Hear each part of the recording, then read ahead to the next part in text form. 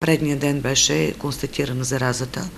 Това е един нов за България вирус, подобно на троянски кон, който много бързо прескача всички защити и който ни превзе, така буквално ще кажа. Просто там, където се загнезва или в сървърите ни, получава се голямо смучене или голяма поток на генериране на поток, което затруднява ние да се види. Ние се обърнахме към фирмата, която ни поддържа. Той в пресата излезе тяхния коментар. Те оказаха веднага техническа и методическа помощ, вкараха този нов за България вирус в лабораторията си и разработиха оздравителния пакет. Така че ние вчера стабилизирахме компютрите в голяма община и през няколко часа скачваме районите, за да се предпазим отново, ако те не са изчистени така добре, да нахлуе отново този вирус.